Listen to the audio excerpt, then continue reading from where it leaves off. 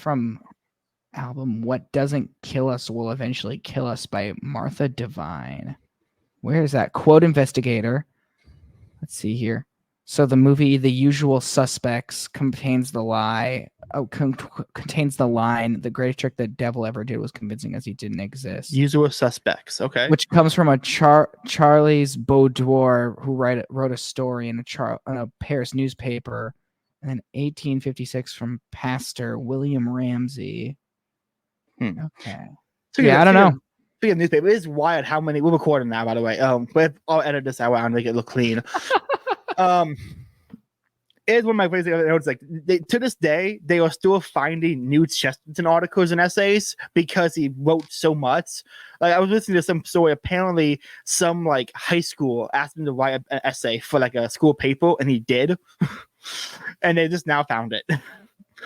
So we're still getting new Chesterton essays because people write him a letter. Can you write me something, Chesterton? And he goes, sure, here's an essay. And he sent it off and never told anyone he wrote it. Yeah, when's the canonization hearing for Chesterton? That's another one. Chesterton, speaking of like earlier we were talking about Dante and Chesterton canonizing figures like that. I think Chesterton will eventually be canonized. I think the reason he's not being canonized is political. I think it's because he said some things about the Jews, and now it's not the time to canonize someone who said things about them. Much as I think he should, it's not the appropriate time to do so. You know? It's like if it was the middle of World War II when the Pope was behind Mussolini and was like, we're going to canonize the guy who came out against the Jews. It'd be a bad time to do it. I think now is also a bad time to it's like, does Chesterton care if he's a saint? No, he's already up there. So I think it's really way too it's politically appropriate to canonize someone like that when they're all gone. Okay, gotcha. Well, yeah. Okay. I know. That's my only argument I heard. I think I heard it from Joseph Pierce, who wrote a biography of Chesterton, Pope Benedict, and Belloc. Okay. Did anyone get the chance to listen to anyone listening gets a chance? Check out Joseph Pierce and he writes poem. He wrote several books on Bilbo and Frodo's journey through Middle Earth, of all biographies of like Lewis, Belloc, Chesterton, and Pope Benedict, and he wrote a book on 100 Catholic poems every Catholic should know. Okay. And he also writes his own poetry. He's an Irish guy who was a alt-right racist who basically went to jail for being racist in Ireland. Found God, it came out. Very, very good guy. Very cool guy to listen to. Okay. But anyway, we're here to talk about C.S. Lewis, who was absolutely influenced by Chesterton. Oh, yeah. And he was obviously right next to Tolkien at the same time. So he was heavily influenced by Catholics. It's just like he couldn't make that final leap over the fact that he had a divorced wife that, you know, he's going to get over that hill. That was the only thing holding him back. That's what I've heard. I'm convinced if he lived this a little, like Rothbard, if he lived this a little bit longer, probably would have, like, when everyone would have converted. I think Lewis also, if he lived a bit longer, would have eventually made the jump. Today I learned that Joey Rothbard was Catholic. So, fun facts. Really? Yeah, apparently. And I just like to hold it as headcanon that Rothbard like converted on his deathbed and had like a baptism, the thing from the catechism where it talks about a baptism by yeah, right? Yeah. Just like Saint Ayn Rand. Oh, you don't know. That was I know we're not supposed to say people are supposed to be in hell or like determine if they are, but I think Ayn Rand is Ayn Rand and Martin Luther King Jr. probably. That was actually one of my favorite bits, Ayn, from the group chat podcast of Thomism, with his comment on here because his channel was Ayncast and he had a picture of Flannery O'Connor. Sorry, picture of Ayn Rand holding a crucifix as his profile pic. And people would comment, Seed hates you. Oh, you didn't hear? She had a deathbed conversion. Just school the objectivists like that. How do you know? It was a great troll. So much. Much as I have my issue with the objectivists, they are such a fun bunch. You know, they're annoying on Twitter, but you ever talk to an actual objectivist? They are fun. I'll have to take your word for it. I try to avoid them as much as possible, and then the only ones that I actually see talk outside of Twitter are that they talk with lisp. You know. Listen, man. I much as I disagree with you on Brooke, I can't make fun of him because his podcast is why I decided to make a podcast. Oh. Here's why. Not that I like his content. It was man, if he can get up and sound that fucking ridiculous, so can I. That was I was like, I wanted to start a podcast. Like, I sound ridiculous, but if you want, Brooke can do it. I can do it. And besides, he's Zeus at least. I'm not. I got that going for me. But I'm not a fan of the objectivist at all. I mean, No. Frankly, I think honestly, because I guess before we get to C.S. Lewis, that I think this is a good train for me to like hop on there about why I stopped being a libertarian.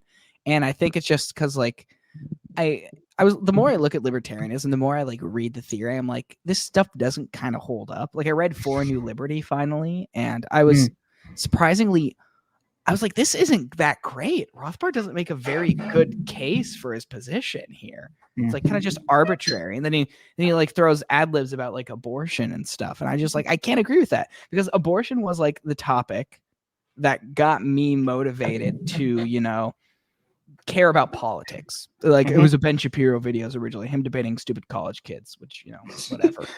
I'll give Ben Shapiro credit. He's a good gateway, but my gateway was Steven Crowder, so I can't really say anything. Yeah, I went to Crowder after Shapiro, and then eventually I found my way to like the libertarian crowds.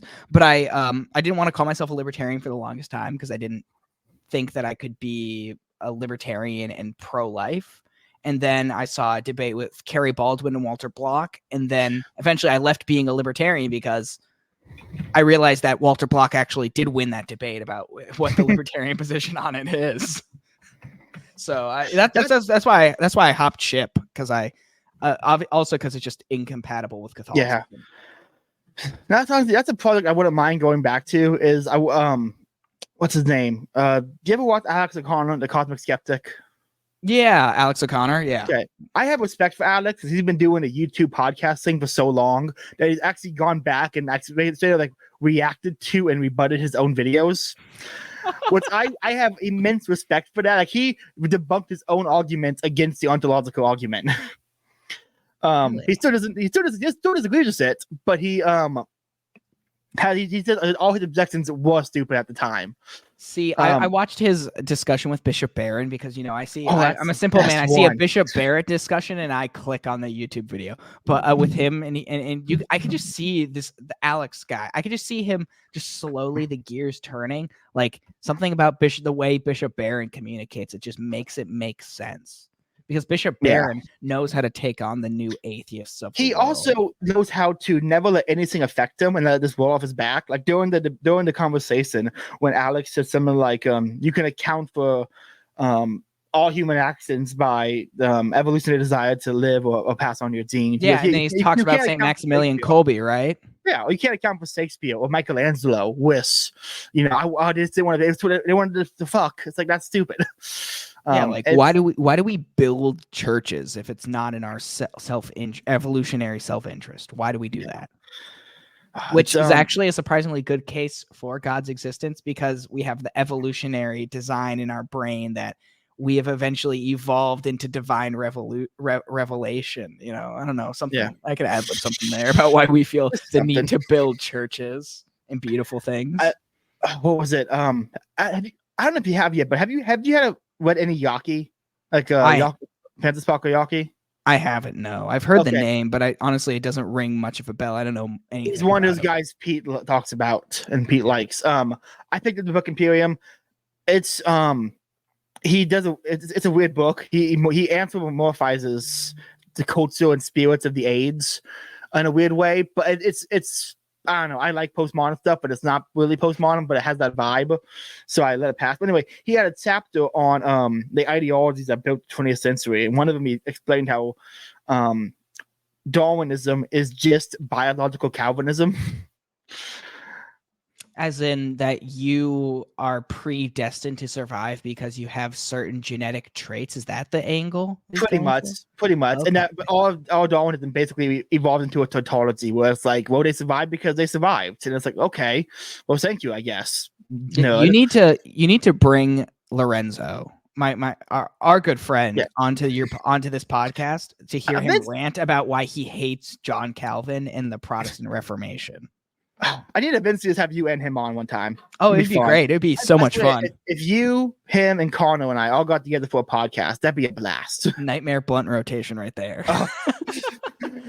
I can't remember. I think it was like I said. I would put my nightmare blood tasted. No matter who it is, has to involve Joe.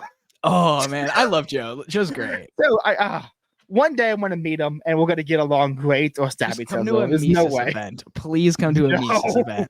Like, No. I'm sorry to all my Catholic bros. I'm still an econ guy, even if I'm not a libertarian anymore. I still like econ. I still like the Mises and Rothbard and the econ stuff. Like, I still think Rothbard's a great political commentator. I think I just don't think he was right about everything. He's a fantastic author. Even though I disagree with it, I still read Anatomy of the State because he's just such a fun writer. He's so much fun. Like, he had He a is. skill for writing that other political philosophers just don't have. He's the Jewish American Chesterton in a sense. Like Chesterton had such a flair and fun writing. Rothbard had a similar flair and fun, and I think that's why Rothbard libertarianism is so popular nowadays, or is popular in certain niche circles. Is that he's just fun, like, you know.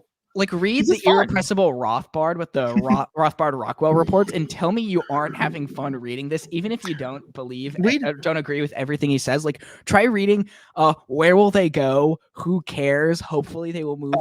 They will move from the ranks of the cosseted bum class to the ranks of productive members. Like, try reading that and not just like having fun. What was it? The most oppressed minority smokers. Oh yeah, tobacco smokers. Absolutely. That's my political manifesto right there. His what was this one? His movie reviews where he said, "I don't much care for French films," and went to like a whole paragraph tirade complaining about French movies. Oh yeah, he wasn't a fan of Star Wars either. Yeah, I don't know.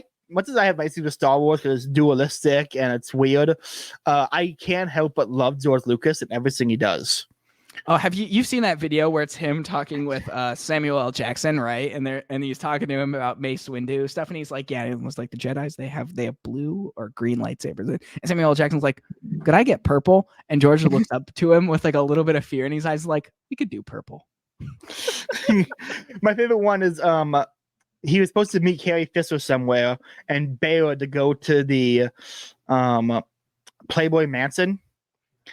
And he was like, "I wasn't there for the women. They were hosting a film festival." And George Lucas is such a dork. I 100% believe him. I 100% believe him. That's something he would actually do. He got vindicated in the Epstein documents. He did. Oh, I didn't even know he was supposedly involved, but he was vindicated. There's two great moments he has also. One, he made Watto the only race in Star Wars immune to Force, because they only care about money. Well, them and the Hutts are also and immune. the Hutts, another race that only cares about money and select people. But also at one point he just straight up says like poetry. It rhymes. When he was describing episode 3. And I'll say this, he's not the greatest. He cannot write dialogue.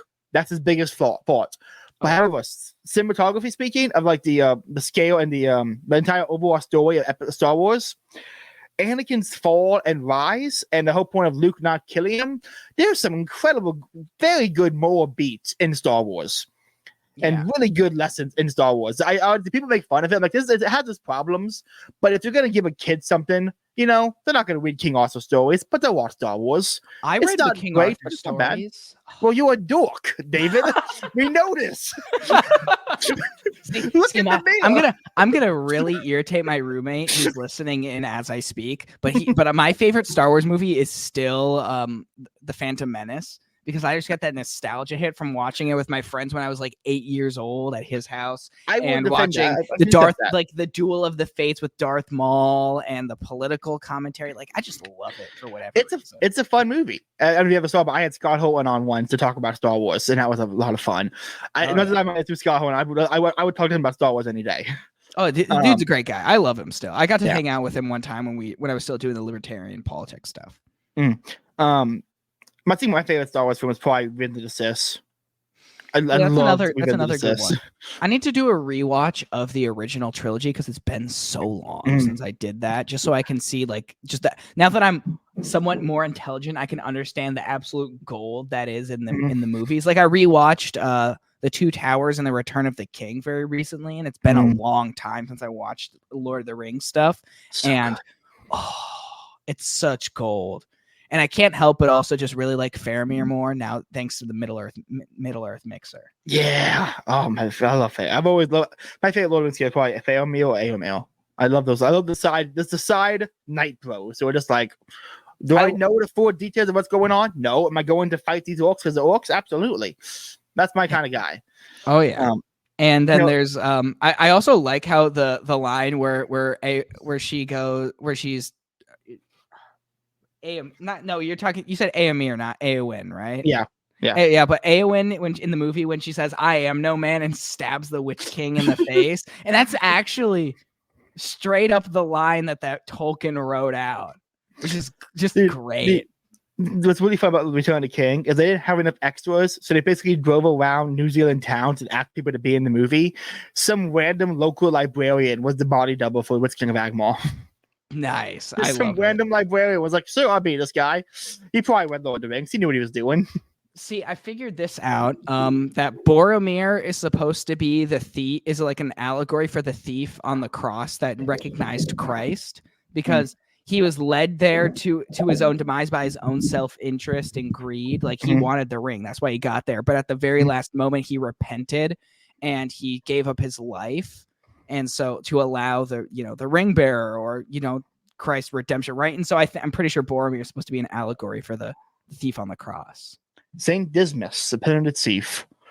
What's I found out about Saint Dismas because of Uncharted 4. If anyone's played that, they understand. He's the patron saint. Word for it. He's the patron saint of pirates, I believe. At least that's what the pirates adopted him as a patron saint, which is kind of cool. Saint Bishop Bowen has a great line about Saint Dismas that he was the ultimate thief because he stole his way into heaven. Oh yeah, you sent me that.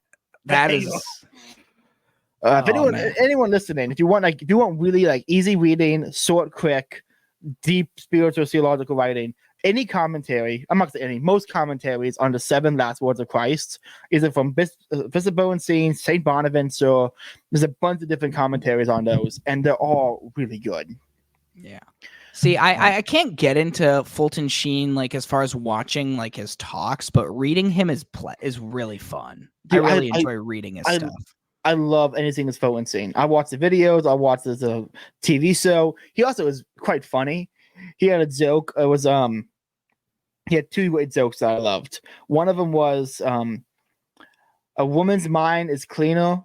A woman comes home and talks to her husband and says, a woman's mind is cleaner than a man's mind. And the man said, yeah, you'd change it more often. The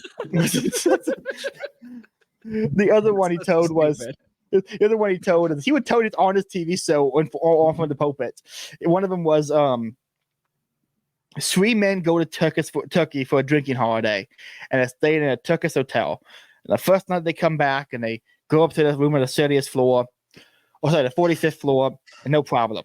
They got the next night, they come back, and the bellhop goes, "I'm sorry, sir, the elevator's down. You have to take the stairs all 45 flights."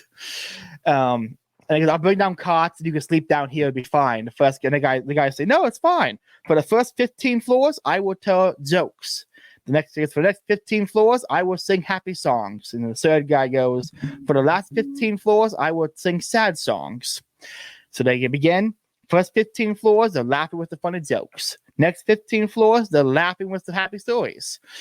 And he goes, "Okay, it's your turn. Sing us here's a sad story. I forgot the room key."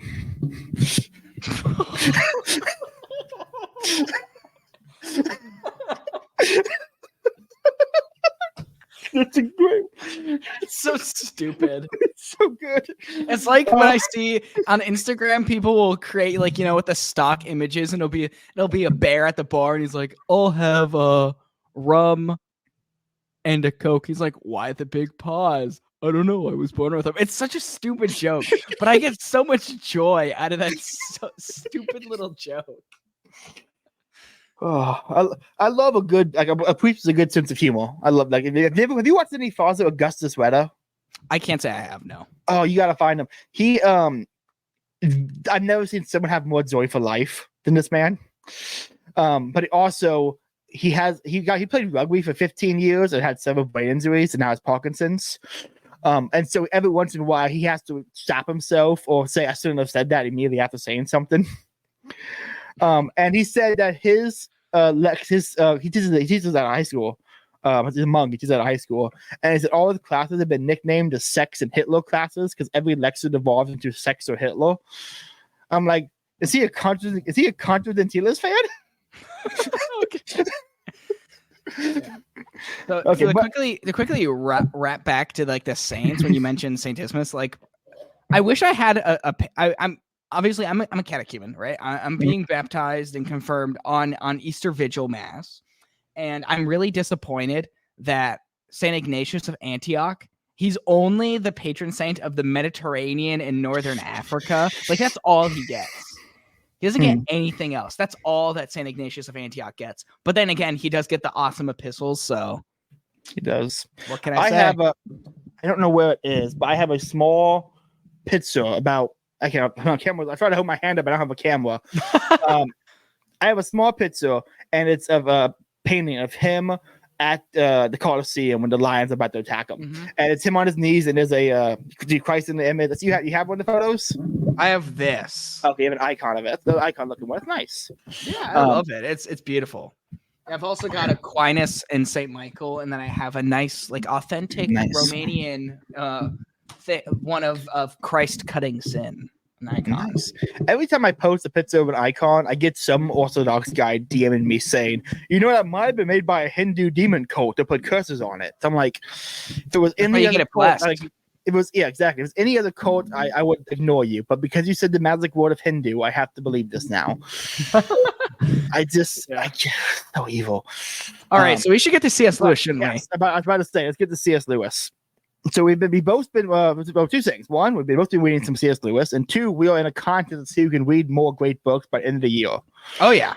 Well, so let's be fair. It's not like amount of books. We're going to read a bunch of books that we want to read, like preferably new books, and then we're gonna have our good friends Connor and Lorenzo, or maybe just Connor. I don't know if we assess Lorenzo as well. I forget that Twitter exchange. They're going to evaluate who has read the best new set of books this year, and then we're gonna see who wins based on their judgment. Exactly. So it's not just number, but if you have 5 great books and you have 10 great books, it's gonna. So we're supposed to read a whole bunch. Yeah. I am not cheating, and I'm not cheating, but there's a loophole I'm doing. Saint writings are often only an hour long, and you can't say a saint writing is not a good book. So that's my loophole. Okay, gotcha. See, maybe I'm not necessarily. I'm gonna create, like, I'm doing a little Twitter thread thing because it's been a while since I finished a new book since the beginning of this year. But I'm doing a little Twitter thread. I'm gonna do all the books that I read, and then I'll let the judges let them discern what is or is not a great book, and then weigh however this great book outweighs this great book or whatever, stuff like that. I'm excited for it. It gives me an excuse to pay attention and read more, because this past year I didn't read nearly as much as I wanted because I read Man, Economy, and State, and that took up so much of my time. Yeah, well, that's a big book. Yeah, it's a huge book, and so I'm excited to get more just reasonably sized books to read, and I'm just gonna go through as many as I can, and I'm excited for it. Oh yeah. It's gonna be. I've had a lot of fun with it because that's. I prefer podcasts to audiobooks because they're more engaging, and my mind won't drift as much when I'm in the field walking. But if I find out Chesterton books, my mind does not drift. I'm hanging on every word. Oh yeah, so I just got Chesterton. So I haven't read Chesterton myself. I'm going to read Chesterton. I got The Everlasting Man and Orthodoxy over Christmas, so I'll be reading those at some point. You should, before those ones, you should definitely find Heretics, because he wrote them. It was in order to. He wrote Heretics, and then someone said it's easy to tear down. When Chesterton gives me his own ideology, I'll respond. So then he wrote Orthodoxy, and then he wrote Everlasting Man, and so it's kind of a pattern to him. Okay, so you don't need to read them, but I found I was hopeful to read Heretics and understand that before. You don't need to, but I think it was a good because he opened Orthodoxy up with saying, "Here's why I'm writing this book, because this guy gave me a challenge and I responded. If he wants a third book, he can give me a third challenge." Imagine being the dork that writes a letter to Chesterton telling him he has a stupid idea, to which he dedicates a whole book to calling you an idiot. It's beautiful. I was listening. I would to, have been that guy. I would have been that guy. I was Chesterton, listening to, I don't think distributism is great, and he would have been like, "Here's why you're wrong." I have an ebook on my Kindle right now. I can't remember what it's called, but it's a mix of Chesterton writings and something he also helped write a Pope write on just on like Catholic social teaching. Okay. And so I could just say this book has a Pope authority behind it, and it's written by Chesterton. That's my argument. Man, that's pretty weighty in the magisterium. It is. Yeah, no. If I mentioned it earlier, but if I ever do go to a Mises U event, I'm bringing like 15 copies of Servile State, and I'm just gonna hand them out. Like, I'm gonna sorry, the same way you nerds used to hand out economics in one lesson. I'm gonna hand out the Servile State. Yeah, I wouldn't give out economics in one lesson as like a first intro to econ, but that's besides the point. Yeah, but yeah. That's probably my first intro to econ. Henry I still like Henry Hazlitt. He's a faith. Easy. He's an easy guy to read. Yeah, he's a very easy guy to read. Yeah. Okay, but so C.S. Lewis. This is a great little segue. Lewis. One thing I noticed that in C.S. Lewis' Abolition of Man, and I can it's more fun. Here's what I'm telling. Okay, he's clearly calling people out, but gives them fake names. Oh yeah, and the fake names are cool, and I like that. But I also love how Chesterton straight goes, Mr. H.G. Wells said, and here's why that's wrong. Like, I also respect that Chesterton was just calling people out by name. And so I don't know which one, but I prefer Chesterton, I think. But I don't know who any of these people, I don't know who most of these people his name at all. You know? I think Lewis is very much more of a tame man than Chesterton was. Yes, in many respects. Chesterton had a cane sword that he'd whip out and he would be dictating letters, and he'd whip out a cane sword and start stabbing the couch and slicing the pillows up. Yeah. Chesterton was. Here's why this guy wrote me a stupid letter. I'm writing a book about him. While C.S. Lewis is like, but the lion, it's Jesus. I heard at one point apparently some nihilist tried to tell Chesterton nothing matters, and he pulled out a sword and threatened to stab him. The quickest way to tell a nihilist is to ask him for his wallet. Oh, Chesterton had so many great moments. Apparently, at one point he was at some dinner party, and this girl and him were debating like some marriage, divorce, or something. And they debated so late into the night, she fell asleep, and he kept carrying on the conversation, doing both sides. Chesterton mastered Socratic dialogue. So cool. But Lewis. So before I get into this, I want to say I read Narnia for the first time this year. I mean, I've read the other books, but I was like 5 or 7, you know? Yeah. I don't remember any of them. I remember the movies more than the books. I read the books, loved them. I read Weight of Glory, Four Loves. I tried to do The Great Divorce, and I tried 3 times now. I've tried to do a sci-fi trilogy, which everyone tells me it's incredible. However, I can never tell if he's making up a place or that's just some English place I don't know. He starts saying these words, I'm like, is that a made-up word or is that just super English? It might just be English, to be honest. It might just be English. I don't know. So here's I've enjoyed Lewis' writings, but here's my beef I have. It is not just Lewis per se. It's I call it the Pascal problem. Okay, do you know Pascal's wager? A little bit, I think. Okay, is that the one where it's like if you believe in God, it'll be beneficial to you because you'll have the chance to go to heaven. Whereas if you don't and he's real, then you'll go to hell. But if he doesn't exist, then either way, it's going to be the same outcome. So your best outcome here. It's like game theory stuff, right? Yes. That's what people have turned Pascal's wager into. What it originally was okay. You don't know if God's real, and you don't know. Okay, so have you tried praying and going to mass for months? Worst case scenario, you went to mass for months and experienced living like someone else. And if you go to it and feel it, and you be converted, great, you gained everything. If you don't feel it and you wasted once, okay, you wasted a month. Big deal. That's actually Pascal's wager. And it's been boiled down into bumper stickers of why not bet on heaven? That's my problem with C.S. Lewis, is his books are actually great, but the mere Christianity ideal and the people who have basically boiled him down to modern Protestant conversations are not smart enough to do it. Because it's like the fence sitting thing, right? It's where you feel like you're content just being this, and so you don't feel like you have to have a strong opinion on X, Y, or Z. Like, clearly, like I've always been kind of frustrated with the come on, guys, we all just agree on these things. We don't need to debate about it. It's like clearly there are truths to there's correct and incorrect interpretations of these things, right? Of these events, and if we want to ascertain the truth, we have to have these discussions. And so I can certainly get behind in like the grand scheme of things. Like, yeah, I mean, we all agree on like the Trinity and, that Christ, we all believe in the generally in the Gospels and the Trinity and all the important things, but these things do matter. They're important. Yeah. And we can't just like sidestep these conversations and like be like, but listen, we all agree on X, Y, or Z thing. It's like, well, that's just like trying to shift the topic away. This is what I was just gonna say on this. One, we say that because we actually have theology. Theos meaning first principle, ology meaning study of first principles. Why a lot of Protestants don't really have a good first principle. They believe in God, but they don't really have a good philosophical justification of the first principle. Like I'll go to the extremists, not even real Christians, Mormons. Avowedly don't have a theology. Their God was a created man who was a God who was a created man who was a God who was a created man. They can't regression. Yeah, they can't justify anything they say without stepping out of their own system. Every Mormon argument can be debunked by just saying you can't justify that. Sorry, you can't justify that. And then when you try to confront them about it on social media, which I've experienced, they'll just be like, "No, we don't believe that. We don't believe that. We don't believe that. No, we don't. We believe the divinity of Christ." Like, no, well, you don't. You don't believe it in the same way we do. Mormonism is very much like MLK when they just redefine so much to make it sound right.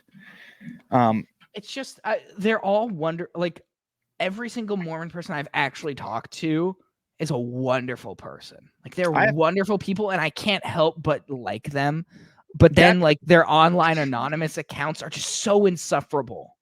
Well, that's my biggest beef with Mormons is that their defense is that they're so nice. You feel like the dick for telling them the wrong. My aunt married a Mormon, so I have several Mormon cousins. Okay. And at one point, the guy quoted St. Thomas Aquinas, and I was like, "You get that name out your mouth. You don't get to speak about him. You keep that name out your fucking mouth." I was ready to go. No, all you have to say is, "Don't you believe he's an apostate? Don't you believe that? Like, stop it." I'm just like, you try to argue with them, and they're so friendly. You feel like the dick, and it's like, I'm not the dick. You're the dick because you made up a bunch of bullshit. I'm not the dick for liking coffee. I don't wear special underwear, nerd. Apparently they for some reason I was on a kick about the Mormons over Christmas break, and I watched like every Pints with Aquinas interview where he was interviewing a former Mormon. I don't know why, but it was so interesting to me. It is interesting because it's the closest we have to a modern day mystery religion. Like in early Christianity, a lot of those mystery cults that kind of like the Gnostics. Yeah, they copied a lot of Christianity, but then they became their own really single Roman political reasons. Which, if you want to, anyone listening, great book on that. Hilaire Belloc's The Great Heresies. He doesn't get into, he doesn't really dive into any of his like theological disputes with them. He brings it up briefly. He really goes into like the political side effects, like how Gnosticism really wasn't popular until it was adopted by the Roman military, and that kind of affected a lot of things. Or how the Protestant Reformation really only maintained itself because it was a justification for these dukes to basically steal land from the church, which then led to the Industrial Revolution. Like that sounds fascinating. I would love to read that. Dude, his history books are he was labeled a Catholic. They basically at the time they called him a Catholic propagandist. Sorry, the propagandist of Rome, so they called him. But a big name historian was like, "We've attacked Rome enough. It's time they have their own propagandists," and defended Belloc. His book on the Reformation, his book on the heresies of his history is very fun. Another guy who I'm pretty sure influenced Lewis. I don't think you can talk about Lewis and Tolkien without really talking about Chesterton and Belloc, because they really were the precursors. They really, I think there's a connection between them. The English guys. What's the English? The English. Like, listen, they gave us St. Thomas More. They gave us St. Thomas More. Yeah, I don't know. I ever since like I finally doubled down on becoming Catholic. Like, you know, instead of just like, oh, I'm just gonna go to a mass occasionally and be like, oh yeah, eventually I'll do that. Like once I've actually sat down and been serious about it, like for some reason I get really irrationally angry whenever I see like a Protestant do any Cromwell posting on social media. I'm like, no. It's like, can't you see this guy is evil? He outlawed Christmas. Just like in the early Americas. I have convinced my atheist cousin that he doesn't hate Christianity, he just hates Protestantism. And now he's asking me how to convert to the Catholic Church. Listen, I know somebody who's just like that, and I say let them cook. They'll eventually get there. They'll eventually get there. And don't get me wrong, I have very many. I have a lot of Protestant friends, and the problem is probably my biggest problem with the word Protestant is am I referring to a high church Lutheran, a really great Baptist, or am I referring to a mega church Pentecostal? You know, like Jeez, I couldn't even tell you what the Pentecostals do, other than like they're the ones who speak in tongues, right? I was raised Pentecostal. They did some weird shit. I was raised in a Pentecostal mega church. There's some weird stuff there. But great people most of the time. I went there for Mother's Day, and I my crucifix and my necklace was the only cross in the building. But I remember I asked the lady about that. I'm like, hey, where are the crosses? Oh, those are symbols. We're not a symbol church. I'm like, you have a Starbucks logo on your cup right now. See, I love, like, for some reason this reminded me, I was at OCIA because RCIA got renamed into OCIA, which I think is stupid. I'm gonna call it RCIA from now on when I chat with you about this. But they're talking about how we're gonna learn about like priestly vocations next week, and we're gonna learn about it, and some people you'll learn about marriage, and then holy orders, and because someday some of you might be a priest, like we're talking about the sacraments, and then everyone in the room looks at me. Everyone looks at me. This is a pet peeve I've had, is women will be like, older Catholic women will be like, why can't my daughter find a good Catholic man? See, he's a good Catholic man. He used to go be a priest. Like, introduce me to your granddaughters, okay? You want me talk to me. Listen, we can solve both. We can solve both problems by being like Scott Hahn and raising children who eventually just become priests, anyways. That's my biggest, like, when I have to justify liking someone, like, we're talking to Protestant, I justify a Catholic guy to him sometimes, because he's a Catholic also, they're gonna justify it, and so I go, he raised 8 priests or something, like he had like 8 kids or something, raised most of them to be priests. That's gotta mean something. Yeah. I'm fully convinced that within my lifetime, I'll get to see a Father Mike Schmitz and Jeff Cavins and a Scott Hahn like canonization here. I think Bishop Barron would definitely make it. 100%. 100%. And also, if I had to bet money, Peter Kreeft. I think I could see. I think his impact, because he really was for the longest time the only mainstream Catholic philosopher on the scene.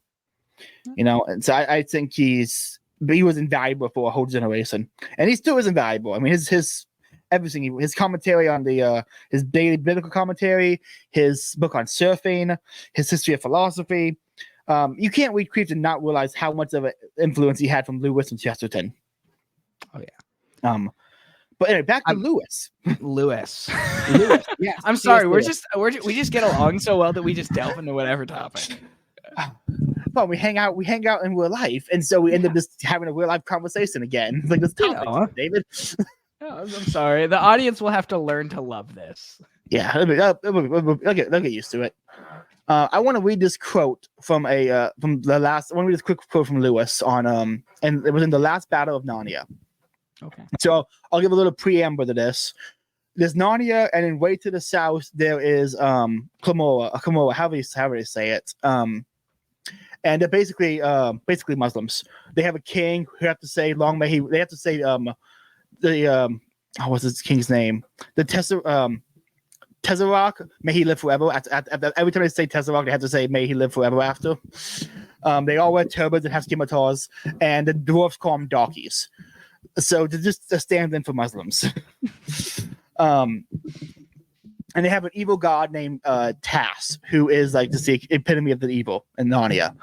And there's this one guy. He was a there was this one guy. He was a soldier of them, and he worshipped Tass, and his whole life was spent trying to find Tass. And then supposedly Tass is inside this barn, so you got to go in there and see him. So he walks into the barn ready, knowing he's probably going to die anyway, and he ends up in heaven with Aslan. And here's the quote: "Lord, is it then true, as the ape said, that thou and Tass are one? The lion growled till the earth shook, but his wrath was not against me, and said, it is false, not because he and I are one, but because we are opposites. I take to me the service which thou hast done to him, for I and he are of such different kinds that no service which is vile can be done to me, and none that is not vile can be done to him.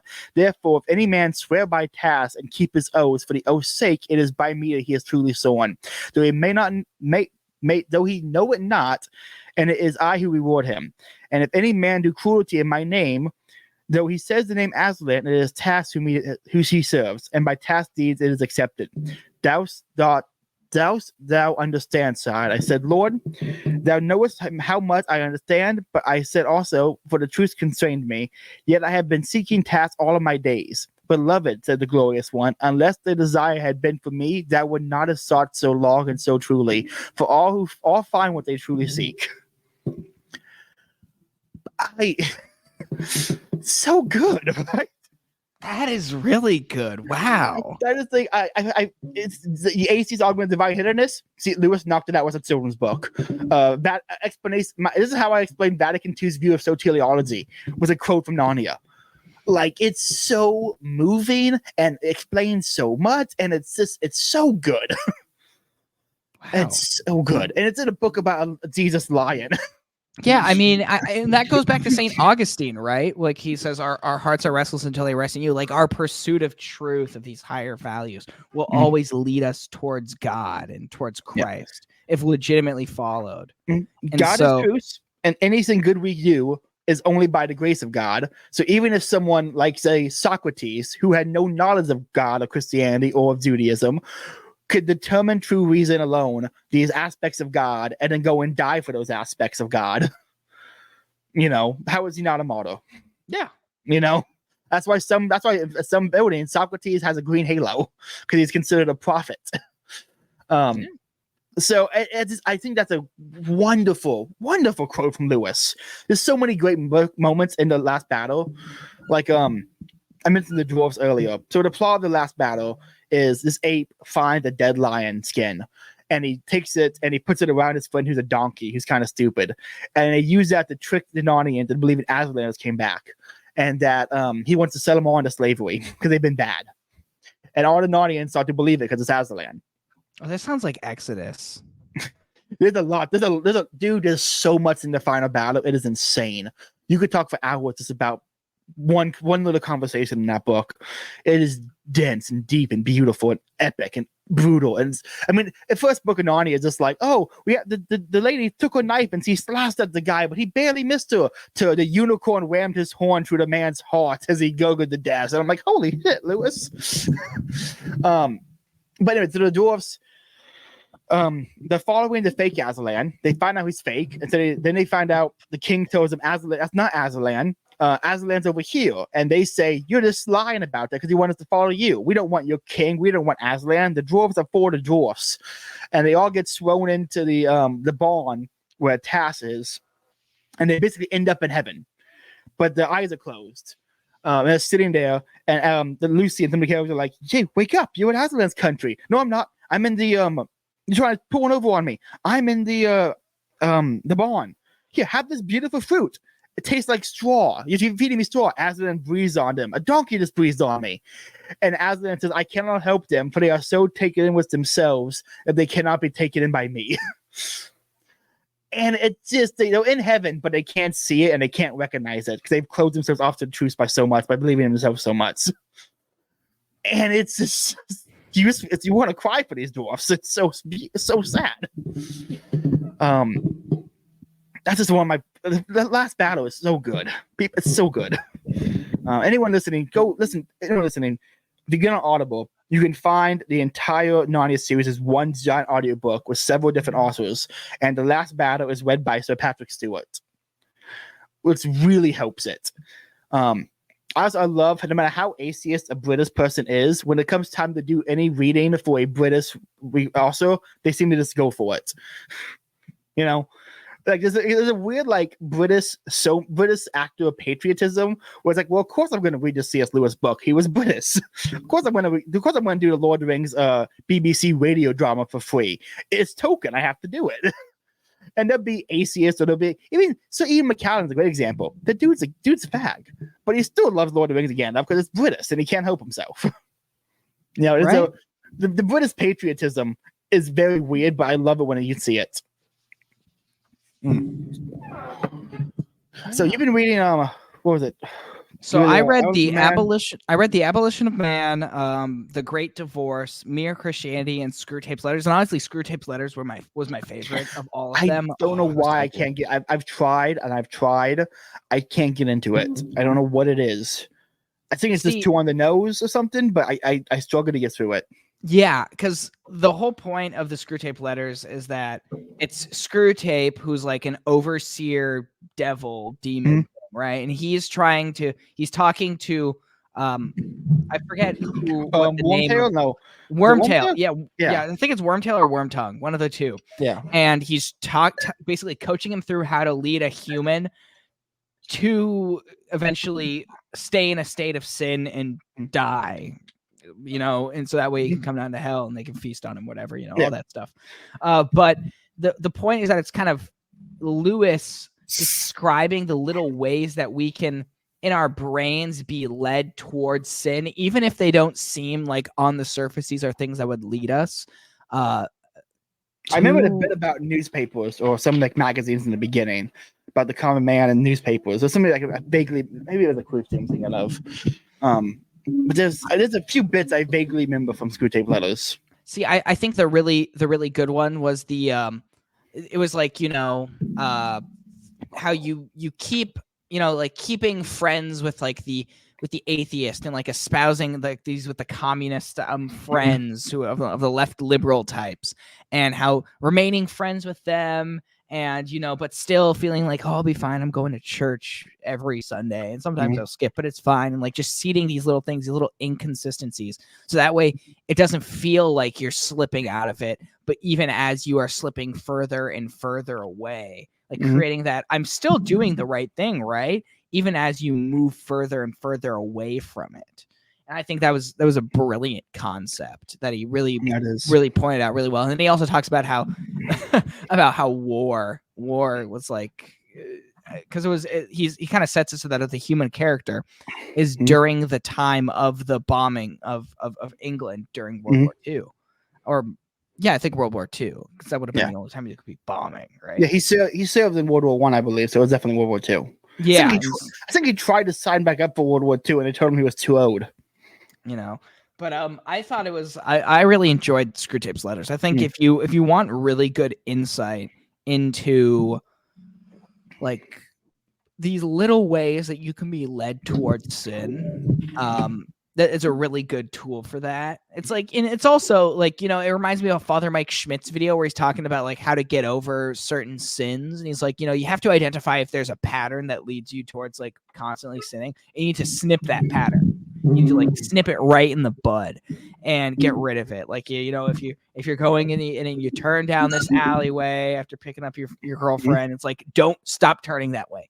Go a different way. You got to change the habit, because the habit leads you towards these things. You're creating the conditions by which your mind rationalizes in doing this. It's like, well, I'm already here anyways. I might as well do it. Yeah. I can always go to confession. It's like, well, that's not a way to live your life. Yeah. It's not. And because first of all, you shouldn't be playing fast and loose, being like, oh, I'll just be able to go to confession. It's like, you don't know what's going to happen. Live every moment like you're about to have your own personal judgment right there, or the second coming is going to happen right then and there. So don't play fast and loose with it. And it's just, I mean, at a certain point, I would hope your priest after these constant things would tell you, I'm not going to do this unless I see change. Like, you have a good spiritual director, I think, in that respect. And so I would hope you're not playing fast and loose. And so like, Yeah. Nip these in the bud. Quit, don't do these things. You could be better. And being even separated fully from divine life with God. That's even that for a little bit is worse than you can imagine. Oh yeah, I mean, and a God that is infinitely good, who gave us everything. The smallest sin, which is it's still how's the Aquinas put it? It's you can't ever pay back an infinite transgression against an infinite good. I can't remember who put it like that. Someone put it like that. I can't remember who it was though. Speaking of screw tape letters, it reminded me of two things. One, Peter Kreeft wrote his own little version of it called the Snake Bite Letters, which was his secrets for subverting society. Okay. So that was good. And he wrote a book called How to Destroy True Ideas to Destroy the West? No, that was Shapiro. Kotsu Ideas. I can't remember what his book was called, but he wrote some book about what, it's gonna bug me. I have it on my phone. Let me look it up real quick. It's gonna bug me if I don't remember the name of it. I have it right here. How to Destroy Western Civilization: Other Ideas from the Kotsu Abyss by Peter Kreeft. He gave a lecture on that book, and he opened the lecture by saying, "I'm not Peter Kreeft, I'm Screwtape," and he gave the entire lecture as if the audience was demons, and he was educating them how to destroy the West. Okay. Which is the most Kreeft thing I've ever heard, and I love him for it. Just walking out there like, I'm not Peter Kreeft, I'm a demon. You're all demons too, and I play along. Imagine being he's at Boston University, right? Yeah. Just imagine being the student in one of his lectures. Oh, he said that he had been asked if he ever received emails. He doesn't have an email, and if anyone wants to get it home, they have to write him a hand note. If actually write him a handwritten letter, and he'll respond to it. I'm like, I should write him a letter. You should write him a letter. Just write him a letter saying, "Hey, I love everything you've ever wrote one. Thank you."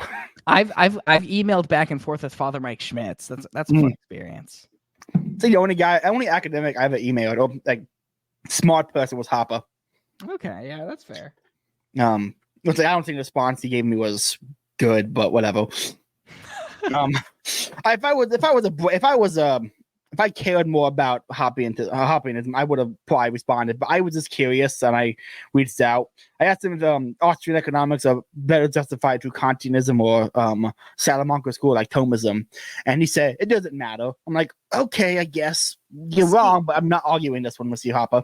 See, I think you could get to the action axiom through a kind of Aristotelian. There's a really good kind of like the neo-Aristotelian argument for the action axiom. Wasn't that a David Gordon lecture? That was not. It was from AARC a while back, and so I would check that out. I think you could justify the human action axiom, but I definitely think libertarianism more broadly is definitely a Kantian thing. Oh, absolutely a Kantian. But there's it's back to Lewis. I'm going through more Lewis. If anyone listening to this, listen to his lecture on the Four Loves. That might be, in my opinion, the greatest writing on love in the 20th century. It's really, really good. He goes through different kinds of love. I can't remember they were Stogie, which was like love of friendships, and then he went through divine love, went to familial love, went to beloved, like dating, married love. Goes through each of them. Really, really good. He that's when I realized how much he knew of the medievals and the saints. Because like being raised Protestant and hearing a guy who's Protestant only talk about him, they only really talk about mere Christianity or his more Protestant points. They leave out the fact that this guy referred to St. Augustine and St. Thomas Aquinas pretty often in some of his writings, and by saint. So that's when I really began to realize, he's not just guy bought a building, became a pastor. He's not even a pastor. I assumed he was for the longest time because no one ever told me otherwise. But then also the second lecture in Weight of Glory. David, specifically, you would like that one. That's a lecture he gave. He was asked to give a sermon at an Anglican service, and he gave it at Oxford. The Anglican next to Oxford for a bunch of Oxford students during World War II about how academics had behaved during war times. And I can't remember a whole lot because I was in the field while doing it, and I was like 2 years ago now. But there was he had a few great points in it that I internalized them so much I can't remember what they were, but I know I behaved after reading that differently. But I can't remember what the actual points were. But it's a good one. Okay. He's winning a lot now that I think about it. And they're not very long books either. You can probably knock out a lot of Lewis in a week. Oh yeah. I mean, I went through like 4 of his books in a week, realistically. So I mean, it was really easy to get through. But I mean, I definitely think Lewis is probably a very good thing once you've already familiarized yourself with the gospel, because I know one criticism that Ryan Turnipseed, who's a friend of mine, I don't know if you're familiar with Ryan. I've had him on once or twice, I think. He's a good guy. Yeah, he's a great guy, but one of his criticisms of Lewis, of many criticisms of Lewis, is that he's not a fan of the lack thereof in like mere Christianity of his use of like referring to the gospel specifically. He just kind of like loosely refers to like theological concepts that we kind of just accept, right? Like basic axioms, and that he thinks that they need to he needs to make use more of the gospels themselves. Mere Christianity was originally a radio show he did after Winston Churchill's radio show during World War II. It was made for general audience so that anyone could tune in and miss the previous episode and tune in the next episode and know what was going on, for the most general of audiences from any age, any demographic. It was not meant to have any actual backing or scholarly sources, and it should be viewed in that light from both sides. People who love it to view it in that light, the people who hate it to view it in that light. I was on the hated side. Now I'm on the I understand it side, because it was a radio show. It was not. It's like trying to take if Bishop Barron did a 20-minute NBC interview and complaining he didn't cite the Bible precisely. It's like it was an NBC radio interview. What do you expect? Yeah, it's not going to be perfect. Mediums matter. Yeah. So I think like there was a what's his name, Martyred Pastor Jim on Twitter. I almost said I know the guy personally. I almost said his real name, but he's trying to stay anonymous. I gotta get you guys together sometime. I think you guys really. There's so many guys in Florida from Twitter that I just need to host like an actual get together. Oh yeah, like, let's do it. We're all going to Red Lobster. Come on, everybody, we're going to Red Lobster. We bring a bunch of mics into the Red Lobster. Do it like the whatever podcast thing. Hey, can I get a refill? Thanks. What's your name, sweetie? Hand the mic to her. It's that guy. I will point to Connor. It's his birthday. Oh man, that was my favorite thing from spending 2 weeks with Connor is when he dubbed me the young prince for smoking my first cigar with him. Oh yeah, great times. Like Connor, Cato, Martyred Pastor Jim, so many guys like it's really close in the area. We got to all get together. Yeah, for sure, man. You organize it, I'll make it happen. I will organize it. I'll make a little Twitter group chat and get everyone involved. Hell yeah, and say when we meet up. Oh, I know I'm meeting up with some of the guys. I don't know if you're going to this or not. Scott Hahn's having that thing in February. Yeah, at Leland Search. What day is that? February 10th. Okay, I don't see why I wouldn't be able to make that. You gotta get a ticket. Yeah, I gotta get a ticket. I know I mentioned it to someone else who at my church, and so they're interested in going to that. So I know. I think Connor and Cato are going. So that's gonna be fun. I'll have to go and get him to sign my copy of the Lamb's Supper, because that was good. That was such a good. Lamb's Supper was good. There's so many great. Scott Hahn's one of the people. I saw a guy on Twitter say, "I'm never gonna read C.S. Lewis's non-fiction. I'm never gonna read Ziggy Tesser's non-fiction. I'm never gonna read Peter Kreeft's non-fiction. I'm gonna go read Straw Raz and his 99 Distinctions." And I quote-tweeted him with "You can find me on the porch with a cigarette and a cup of tea, taking in the simple wisdom of the greats of Lewis, Chesterton, Hahn, and Kreeft." Let's go. It's like, so you could read the 95 Distinctions SCOTUS is going to put in an argument and be an uber nerd, but no one's going to understand you. No one's going to get that. But if I read a bunch of Kreeft books, I could talk to anybody using that kind of language, Oh, yeah, for sure. And I think that's, and like too many people on Twitter try to be academics and like, you're non-academic. I'm non-academic. I don't need to read these academics how it works. I can read these ones here and have more than enough knowledge for a conversation. Yeah, there's a surprising lack of ability to communicate to normal people from philosophers and people who try to talk about philosophy. Stop trying to be a mold bug or whatever. Stop trying to be Curtis Yarvin. Talk like a normal person. I am known for at parties, if there's ever dinner parties or lunches or anything, any die down the conversation or silence, I kind of just go, "What do you guys think love is?" And I just engage in a symposium. I'll ask them, "What do you guys think courage is?" You know, hey, is racism always bad, or can it be justified? You know, it's like I'll just let them go. Here's a fun question, and we'll have a new conversation for an hour. You know, and that's what people need to be. I think people just can't do that nowadays.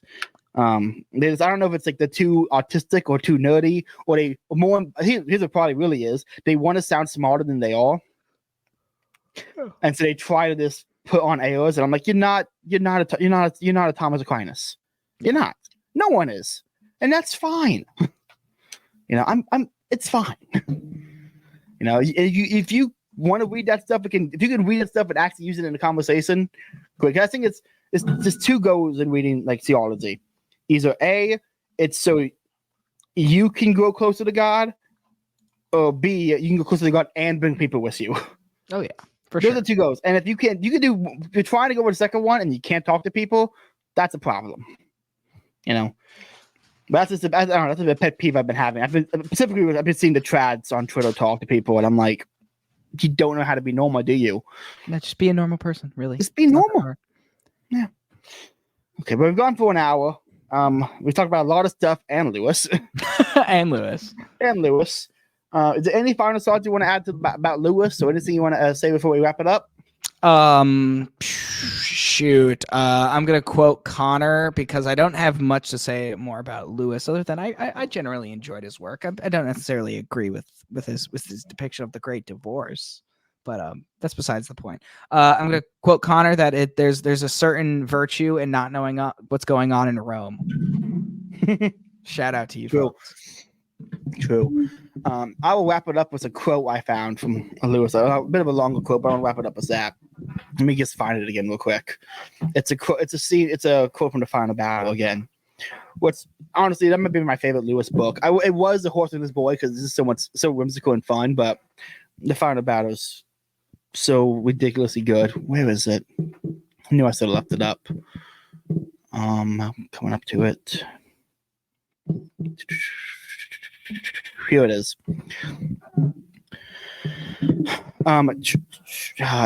Trian is the king of Narnia. So the bad guys in the Narnia book are basically using a horse to carry a bunch of drag a bunch of logs. We're whipping the horse, and the horse screams out, you blasted fool! Don't you see I'm working as hard as I can?" And the quote goes, "When Trinian knew that the horse was one of his own Narnians that came over him and over Jewel, which is his unicorn, such a rage they did not know what they were doing. The king soaring up, the unicorn's horn went down. They rushed forward together. Next moment, both the Calormans lay dead. The one beheaded by Trinian's sword and the other gored through the heart by Jewel's horn. Then they run away, and they says, hold hard, friend, said Trinian. Let me off. He slid off the unicorn's back and faced him. Zul, said the king, we have done a terrible deed. We were sorely provoked, said Zul, but to leap on him unawares was out-defying him, while they were unarmed. We are two murderers, Zul. I am dishonored forever. Zul dropped his head. He too was ashamed. And then, said the king, the horse, and it was the horse that was by Aslan's orders, and the rats did the same. They all say Aslan is here, but if that were true, but sire, how could Aslan be commanding such dreadful things? He is not a tame lion, said Trinian. How should we know what he would do? We who are murderers. Zul, I will go back. I'll give up my sword and put myself in the hands of these Calormans and ask they bring me before Aslan. Let him do justice to me. You will go to your death, said Zul. Do you think I care if Aslan dooms me to death, said the king? That would be nothing at all. What I absolutely love that's he said it's like, yeah, I murdered two people. We're bad. I'm gonna go to Jesus now, and if he kills me, he kills me. That's fine. I deserve that. I like that. Like, I don't know. It's a very dramatized version of me whenever I go to confessing. It's like, yeah, nope, I am a terrible sinner, and if the justice of the world was God's justice, I'd be killed 1,000,000 times over. But thankfully, it's not. Thankfully, we have the perfect sacrifice to make amends. Absolutely. But that wraps it up. David, give some plugs. Where can people find you at? As always, I don't know why I'm saying always, like I'm on here regularly. Well, you can find me on Twitter if you want to hear my schizo ramblings, real David B. Jr., just the JR. Same on Instagram. I don't post on there at all. In fact, the bio is probably way out of date according to what I believe and what I do these days. You can find my writings at the Mises Institute pretty frequently. I just talk about kind of maybe some politics stuff and economics. I love economics. I'm sorry, guys. I still like it regardless. And then I also do 2 podcasts. I do Every Week is Chaos with my good friend Lorenzo. Lorenzo, one of my best friends in the world. We do a podcast. We just kind of have fun. We just chat, talk about current events. We create a strategy for the right. You'll know it when you listen to it. We had an episode come out today, which will be, I think, yesterday when this comes out. And so check that out. Also, the Cradle and the Convert podcast. That's me and Connor Mortel, and we just kind of talk whatever Catholic stuff as we can. We haven't had an episode put on a bit, but we're going to get back to it and talk about St. Augustine's Confessions, at least book 1, when we get back. So that's pretty much all I've got. Fantastic. Well, let's see what I got going on. Later this week, I will be uploading, either tomorrow I'm going to upload this one, so Saturday, and then later this week I'll be uploading Iron and Bodes' finally, the next part of their Zakmari Khan series, for all you big brain nerds out there.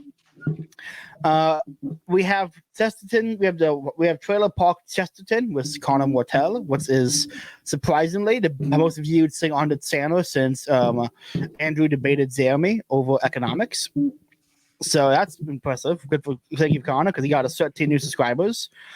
We have what else we have coming out? I'm going to try to set up a few more Like on 5 just has on distributism and on the magisterium. That'd be a lot of fun. Anything else coming on? Nope. I think that covers everything we're doing on the channel. So everyone, thank you for listening. Have a good night.